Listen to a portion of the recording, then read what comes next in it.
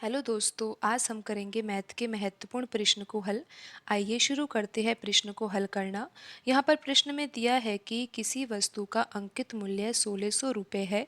उस वस्तु पर दुकानदार अपने ग्राहक को 10% तथा x% की क्रमिक छूट देता है। तदनुसार यदि ग्राहक ने उस वस्तु के 1224 रुपये दिए हो तो x का मान ज्ञात कीजिए। तो यहाँ पर प्रश्न में दिया हुआ है कि वस्तु का अंकित मूल्य 1600 रुपये है और अंकित मूल्य पर दो क्रमिक छूट दी जाती है। पहली छूट है 10% और दूसरी छूट है x%। छूट देने के बाद वस्तु का मूल्य कितना हो जाता है? 1224 रुपये हो जाता है। तो यहाँ पर हमें ज्ञात करना है कि x का मान क्या है। तो यहाँ पर प्रश्न में दिया हुआ है कि 10% की छूट दी जाती है। तो 10% को भिन्न में कैसे लिखा जाता है? 10/100। और इसको जब हम हल करते हैं तो यहाँ पर 0 से 0 कट जाता है और 10% किसके बराबर हो जाता है? 1/10 के बराबर हो जाता है। तो यहाँ पर हम लिख लेते हैं अंकित मूल्य और यहाँ पर हम लिखेंगे विक्रय मूल्य। अंकित मूल्य यानी कि वस्तु पर छपा हुआ मूल्य और विक्रय मूल्य का अर्थ यहाँ पर आपको ये लेना है कि अंकित मूल्य पर जब छूट दे दी जाती है तो उसके बाद वस्तु को कितने रुपए में बेचा जा रहा है।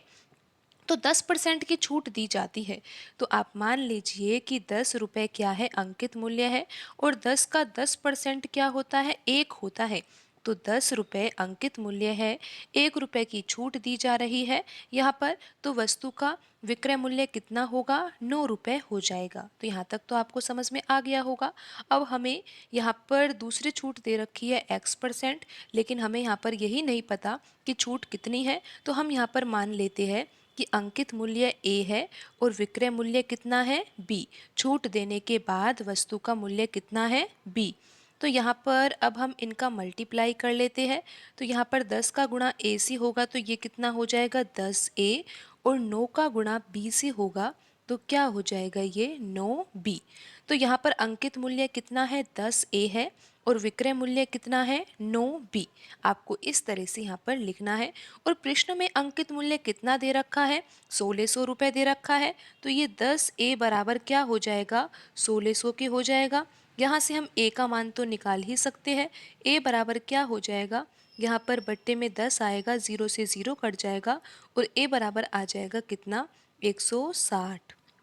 तो आप यहाँ पर समझ गए होंगे कि A बराबर क्या है? ये 160 है। इसी प्रकार हम यहाँ पर B का मान निकाल लेते हैं। 9B। यहाँ पर विक्रय मूल्य क्या है? 1224 है प्रश्न में और यहाँ पर विक्रय मूल्य क्या है? 9B। तो यहाँ पर 9B किसके बराबर हो जाएगा? 1224 के। यहाँ पर आप ध्यान रखिए कि A बराबर कितना आया है? 160 आया है। और अब हम B का मान निकालने जा रहे हैं और यहाँ पर 9B किसके बराबर होगा? ये 1224 रुपये की। तो यहाँ से B का मान निकालने के लिए 1224 में 9 से हम भाग देते हैं और ये कितना आता है? 9 में भाग जाएगा एक बार, फिर यहाँ पर बचेगा 3, 32, 9 तिया 27 और यहाँ पर 5, 4, 54, 9 6 54। तो यहाँ पर आप समझ गए कि A बराबर कितना आया है? 160 आया है और B बराबर कितना आया है? 136 आया है। तो आइए अब हम यहाँ पर फिर से लिख लेते हैं कि 10% की छूट दी गई थी। तो 10% बराबर क्या था? 1/10 के। तो यहाँ पर हम लिख लेते हैं अंकित मूल्य और यहाँ पर लिख लेते हैं विक्रय मूल्य। तो 10 की वस्तु कितने में बेची जा रही थी? 9 रुपये में बेची जा रही थी। यहाँ पर अब आप ये ध्यान रखिए कि यहाँ पर हमने लिखा था A और यहाँ पर लिखा था B। अब A की जगह क्या मान आया है? 160 आया है और B की जगह क्या मान आया है? 136 आया है। तो अब आप यहाँ पर पता लगा सकते हो कि छूट कितने की दी जा रही है। 160 रुपये अंकित मूल्य है और 136 विक्रय मूल्य है। तो छूट कितने की दी जा रही है? 24 रुपये की छूट दी जा रही है। और यहाँ पर अंकित मूल्य कितना है? 160 है और मल्टीप्लाई हम कर देंगे 100 से, जिससे आंसर आ जाएगा छूट प्रतिशत। तो यहाँ पर 0 से 0 कट जाएगा। आप यहाँ पर 8 के पहाड़े से ये दोनों संख्याएं काट सकते हो। ये कटेगा 3 बार और ये कटेगा 2 बार। 2 के पहाड़े से 10 कट जाएगा 5 बार और 3 का गुणा 5 से करेंगे तो कितना आ जाएगा? 15%।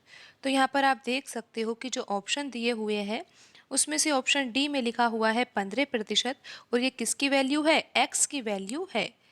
तो यहाँ पर जो आंसर होगा वो होगा 15%। आज की वीडियो में इतना ही, मिलते हैं अगली वीडियो में। धन्यवाद।